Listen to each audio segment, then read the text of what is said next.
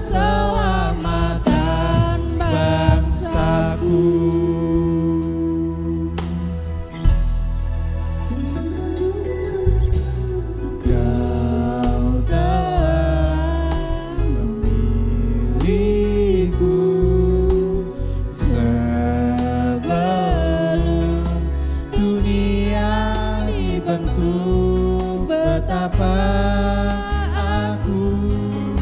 Bersyukur padamu ya Tuhan Allahku. Kau telah memanggilku sebagai alat kerajaanmu. Betapa aku bersyukur padamu atas perbuatanmu.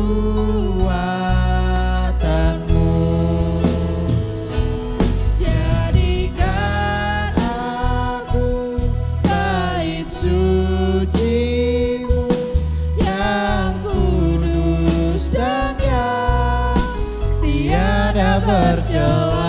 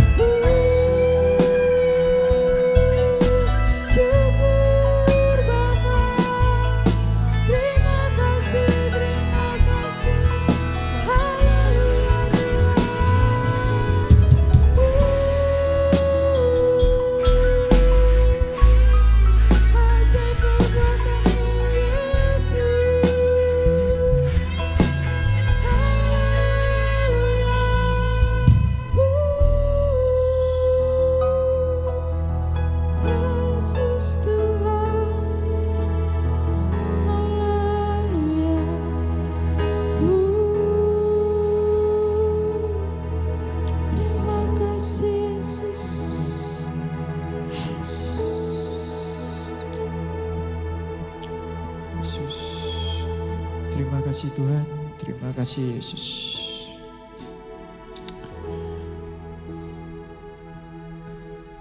Jadikan kami Tuhan bait suci-Mu.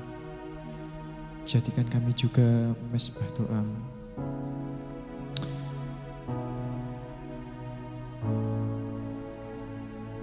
Kau Tuhan yang selalu mengerti setiap isi hati kami Tuhan. Kau tahu pergumulan kami, dan Kau tahu semuanya Tuhan. Kami manusia hanya berserah padamu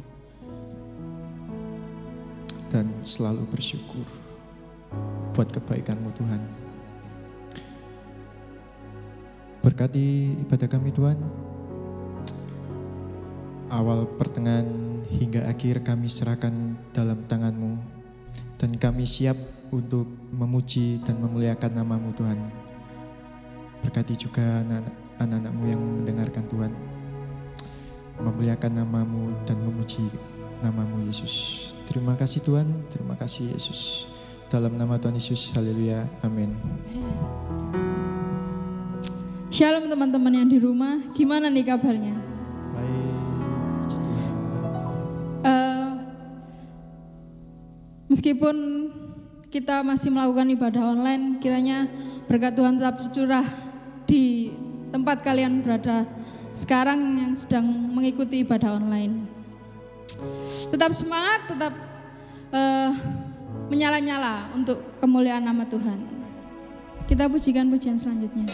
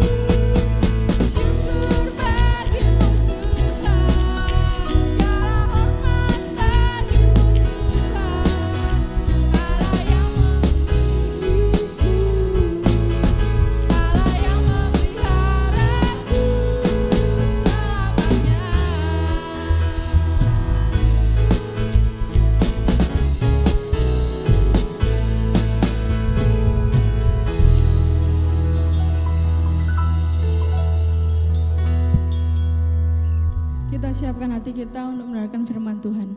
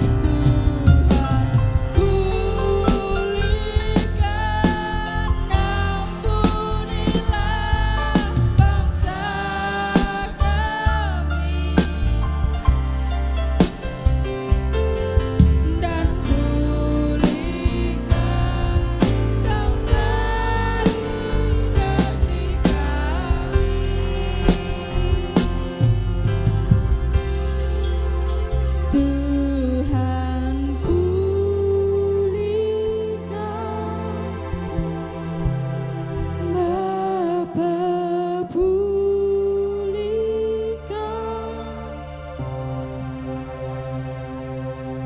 kembalikan bangsa kami kepadamu.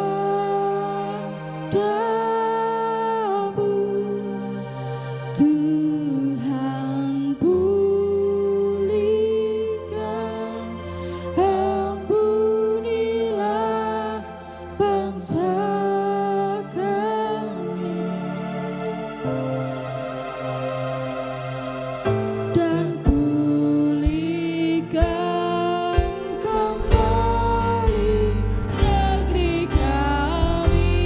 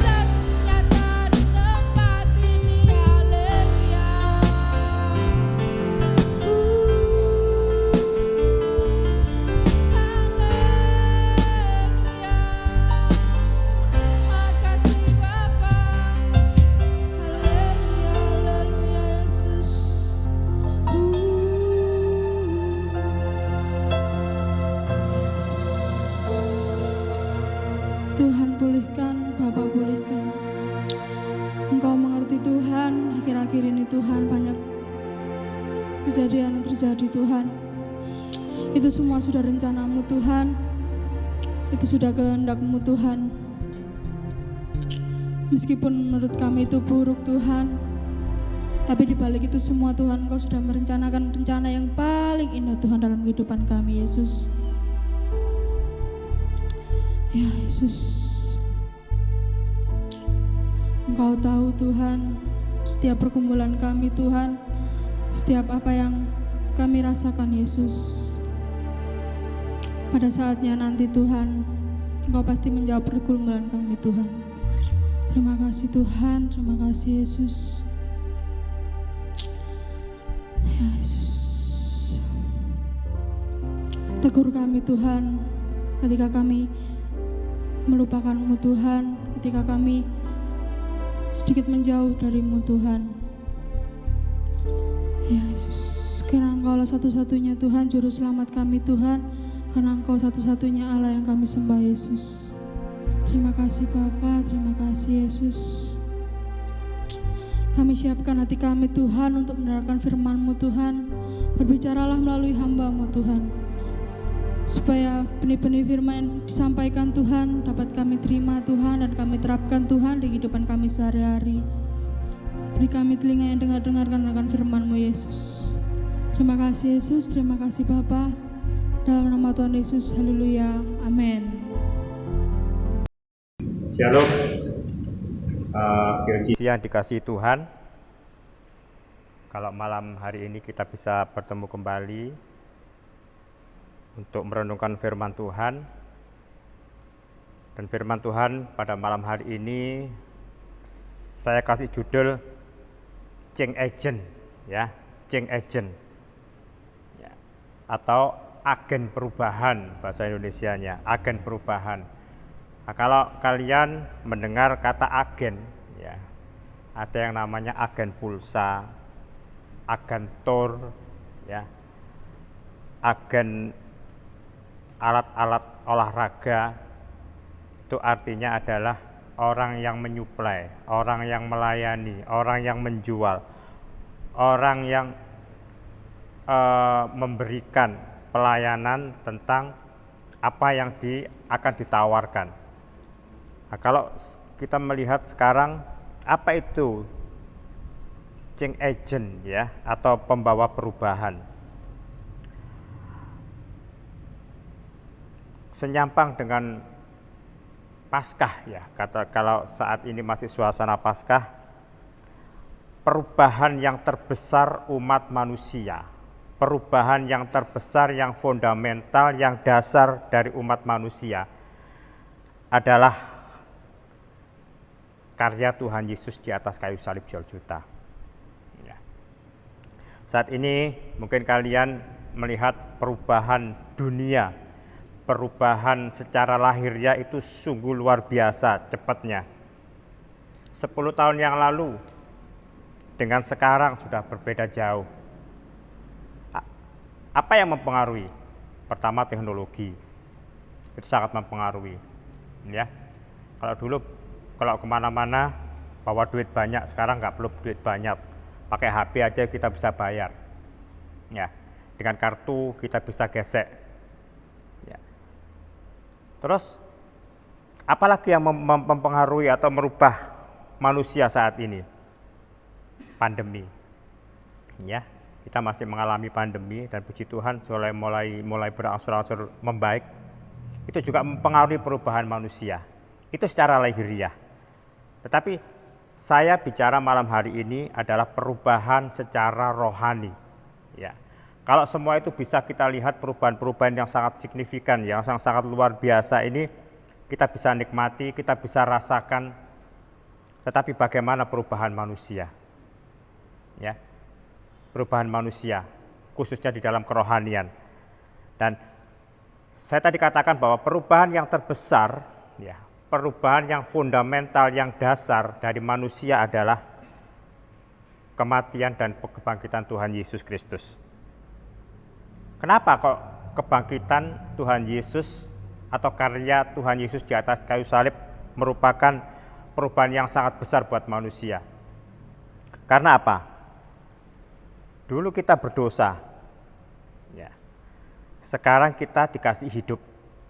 Dulu kita maut, upah kita maut, sekarang kita hidup. Dulu upah kita kutuk, sekarang upah kita berkat. Dulu kita dimurkai Tuhan, sekarang kita dikasihi Tuhan. Ya, Efesus 2 ayat 2 sampai yang keempat.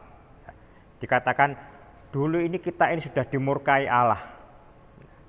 Tetapi saat ini kita menerima kasih karunia Allah. Itu adalah perubahan yang terbesar, fundamental yang dilakukan Tuhan Yesus di atas kayu salib Golgota. Yang kedua,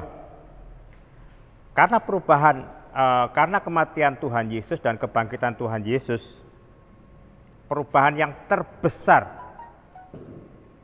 yang dialami oleh manusia adalah tentang kasih.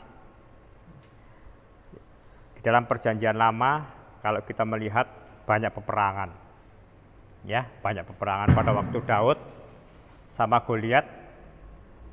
Ya, Goliatnya itu ngomong, ya, menghina Allah Israel, ya. Daudnya nggak terima, ya.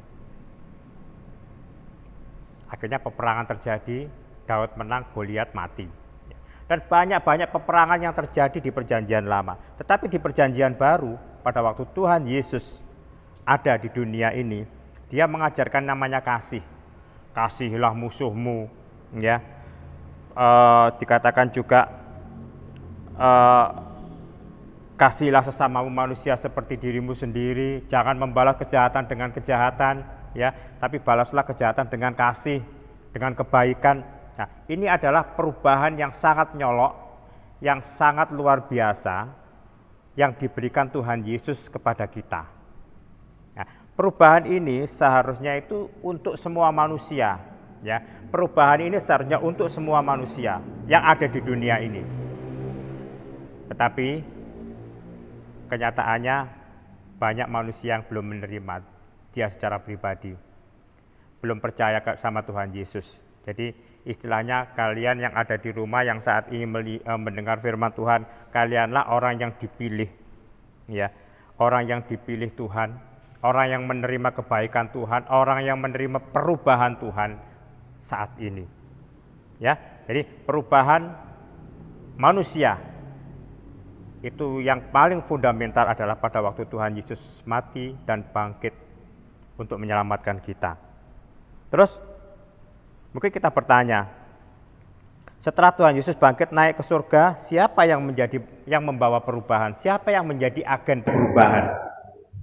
Yang pertama adalah murid-murid Tuhan Yesus. Kemarin minggu sudah dikupas, sudah disampaikan oleh firman Tuhan bahwa murid-murid Tuhan Yesus pada waktu itu, rasul-rasul yang sangat luar biasa mengabarkan Injil, menjadi agen-agen perubahan, ya. Jadi orang yang sesat diluruskan kembali, Injil-Injil yang tidak sesuai diluruskan kembali, ajaran-ajaran palsu mulai diluruskan kembali, ya, oleh Injil daripada Tuhan Yesus Kristus. Terus sekarang para muridnya sudah mati, ya. Para rasul mati. Siapa yang menjadi agen perubahan? Siapa yang menjadi change agent untuk perubahan secara fundamental untuk manusia ini?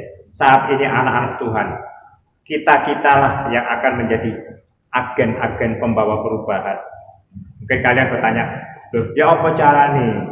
Ya, bagaimana caranya supaya aku bisa berubah atau aku bisa menjadi agen perubahan, pembawa perubahan? Kalau saat ini Om Yanto melihat, ya, pengalaman ada orang tua supaya anaknya ini berubah dengan baik, ya. Hidupnya berubah dengan baik, anaknya ini sekolah diasramakan, gitu ya. Supaya apa? Supaya di lingkungan itu mereka menjadi baik, ya. Ada lagi orang tua yang strength, orang tua yang istilahnya itu disiplin. Anaknya harus belajar jam 7 sampai jam 9 harus belajar supaya anaknya berubah jadi malas menjadi rajin. Mungkin ada lagi karena takut hamba Tuhan, ya, kita menjadi berubah. Tetapi sampai kapan kita bisa seperti itu? Coba kalau nanti sudah nggak di asrama, kalau kita sudah tidak lagi berkumpul dengan orang tua kita mungkin di luar kota, mungkin kita sudah tidak lagi ya bergereja di tempat ini karena kita bekerja atau sekolah di luar kota. Apakah masih bisa berubah? Jadi perubahan itu tidak dipengaruhi oleh lingkungan di mana kita berada. Tapi perubahan itu timbulnya dari diri kita sendiri. Ya, dari diri kita sendiri dulu. Caranya apa, Om? Ya, dengan pengalaman pribadi dengan Tuhan Yesus. Ya, pengalaman pribadi dengan Tuhan Yesus. Ayo kita mau lihat di dalam Kejadian. Kita akan baca di dalam Kejadian 45. Kejadian 45. Ayat yang pertama, ya, ayat yang pertama. Ini Om Yanto senang sekali firman Tuhan ini, cerita ini, ya, Yusuf itu luar biasa. Ya, ayat yang pertama. Ketika itu Yusuf tidak dapat menahan hatinya lagi di depan semua orang yang berdiri di dekatnya, lalu berserulah ia, suruhlah keluar semua orang dari sini. Maka tidak ada seorang pun yang tinggal di situ bersama-sama Yusuf. Ketika ia memperkenalkan dirinya kepada saudara-saudaranya, setelah ia menangislah ia keras-keras, sehingga kedengaran kepada orang Mesir dan kepada seisi istana Firaun. Yang ketiga, dan Yusuf berkata kepada saudara-saudaranya, akulah Yusuf, masih hidupkah Bapa?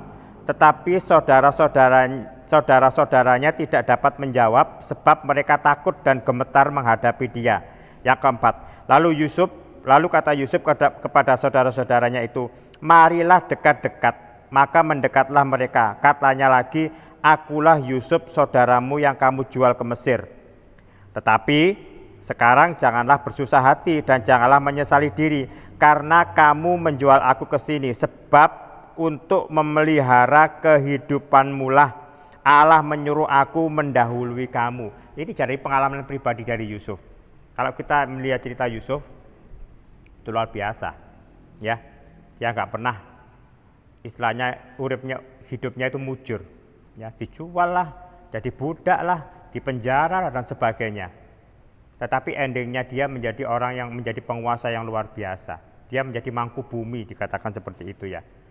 Tapi pada saat saudaranya datang, saudaranya takut karena dia merasa bersalah, karena dia pernah melempar ke satu sumur gitu ya, sampai hidupnya Yusuf ini ya dalam tanda kutip tidak beruntung. Tetapi Yusuf katakan, jangan takut, ya, tidak apa-apa. Aku dulu seperti itu, aku dijual, aku dijadikan budak, aku masuk penjara, itu nggak apa-apa, ya. Itu pengalaman saya, dan tapi sekarang saya menjadi orang penguasa, jangan takut, gitu ya. Nah, ini adalah pengalaman pribadi. Daniel, dia mempunyai pengalaman pribadi dengan Allah. Masuk gua singa ini nggak mau makan. Sadrak Mesak dan Abednego dibuang di dapur api, sangit endak, gitu ya. Firman Tuhan katakan. Itu pengalaman pribadi. Jadi perubahan yang mendasar buat kita saat ini adalah dari diri kita sendiri. Dengan Allah kita mempunyai pengalaman. Mungkin pengalaman kalian beda. Satu saat kita nggak mikir moro-moro, tiba-tiba datang sesuatu, loh kok iso ya seperti ini? Kok bisa ya aku seperti ini? Siapa ya? Kok bisa ya? Itu bukan hal yang kebetulan. Itu karena Tuhan ingin memproses kalian. Ya. Jadi kembali ke firman Tuhan. Perubahan yang mendasar di dalam kehidupan kita berasal dari kita sendiri. Orang lain bisa lah, tapi prosentasenya sedikit. Tapi kalau kita mau berubah dari diri kita sendiri, seperti tadi contoh-contoh Alkitab itu luar biasa. Nah, sekarang kita melihat, ya, apa yang harus berubah di dalam kehidupan kita? Hati dan pikiran, ya. Hati dan pikiran. Di dalam Roma 12 ayat 2, di dalam firman Allah yang hidup dikatakan seperti ini. Jangan meniru tingkah laku dan kebiasaan dunia ini, melainkan jadilah orang dengan kepribadian yang sama sekali baru dalam segala perbuatan dan pikiran. Ya. Jadi dalam segala perbuatan dan pikiran. Jadi perubahan itu dari diri kita sendiri. Sebelum kita jadi agen perubahan, berubahlah diri sendiri kita. Ya, minta Tuhan, aku mau pengalaman pribadi, proses Tuhan dalam kehidupan saya, supaya saya menjadi pribadi yang kuat. Apa yang berubah? Perbuatan dan pikiran, firman Tuhan katakan. Jadi bukan hanya kalian karena pandemi ini satu tahun ke sekolah gitu ya, terus berubah, dulu yang kurus jadi gemuk. Oh om aku berubah, ya. Yang gemuk jadi kurus, om aku diet. Nah gitu ya. Yang dulu rambutnya gondrong jadi ndek, ya jadi pendek. Dulu yang hitam sekarang karena nggak pernah keluar jadi putih gitu ya. Bukan, itu secara fisik. Tetapi firman Tuhan dikatakan apa tadi? Perbuatan dan pikiran. Sebelum kita jadi agen perubahan, itu harus berubah dulu. Hati dan pikiran kita, ya. Perbuatan dan pikiran kita. Terus saat ini kita akan belajar untuk apa sih kita berubah, ya. Untuk apa kita berubah? Kita menjadi anak Tuhan, tujuan kita satu, ingin mempermuliakan nama Tuhan. Ingat amanat agung Tuhan Yesus, jadikan bangsa muridku, baptislah dia, supaya apa? Supaya banyak orang percaya, supaya banyak orang mengenal Tuhan Yesus, supaya banyak orang itu tahu jalan kebenaran itu satu-satunya ada di Tuhan Yesus. Siapa yang membawa? Ya agen. Siapa agen? Ya kita. Itu loh ya. Firman Tuhan katakan, jadilah garam dan terang dunia. Nah, jadilah garam dan terang dunia. Garam itu apa fungsinya? Fungsinya adalah untuk penyedap, gitu ya. Supaya sedap makanan itu. Terang untuk apa? Untuk menerangi, ya, menerangi supaya jalan ini terang, supaya kita bisa melihat yang benar dan yang salah. Jadi geodisi kasih Tuhan, ya, senyampang dengan Paskah ini, mari kita menjadi agen-agen perubahan yang dipakai oleh Tuhan luar biasa. Mungkin di dalam pekerjaan kita, mungkin di dalam sekolah kita, mungkin di dalam lingkungan kita, di dalam keluarga kita. Mari kita menjadi agen perubahan supaya banyak jiwa dimenangkan dan nama Tuhan dipermuliakan. Di nama Tuhan, ya, biarlah firman Tuhan malam hari ini boleh menguatkan kita. Ingat pesan Om Yanto, jadilah agen perubahan, ya, jadilah agen perubahan untuk Tuhan Yesus. Di nama Tuhan, ya, kita akan berdoa. Terima kasih Bapa kami dalam kerajaan surga, kami mengucap syukur malam hari ini karena Tuhan masih memberikan kami waktu dan kesempatan untuk kami mendengar firman Tuhan, untuk kami menyampaikan firman Tuhan.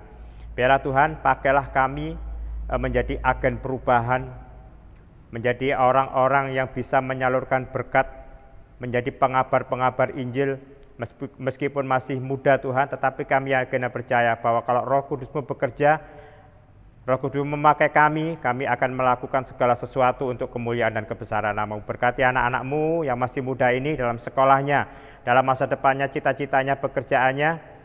Tuhan juga tolong berkati juga dalam pergaulannya untuk saat ini Tuhan. Biarlah anak-anak-Mu ini tidak terpengaruh oleh dunia ini, tetapi menjadi berkat yang luar biasa, menjadi agen-agen perubahan yang luar biasa untuk kemuliaan-Mu. Berkati juga bangsa Indonesia ini yang saat ini masih mengalami masalah COVID. Tuhan akan tolong, Tuhan akan lawati. Dan kami yakin dan percaya ada sesuatu yang Tuhan ingin sampaikan kepada bangsa Indonesia ini, sehingga bangsa Indonesia ini boleh mengenal Engkau secara pribadi. Terima kasih Tuhan, terima kasih. Kami serahkan malam hari ini Tuhan kehidupan kami, istirahat kami Tuhan. Besok kami bangun dengan tubuh yang sehat, kekuatan dan semangat yang baru. Kami boleh memulai awal dengan baik, boleh memulai hari dengan baik, dengan kemuliaan yang daripada Engkau. Dalam nama Tuhan Yesus kami berdoa dan mengucap syukur, haleluya, amin.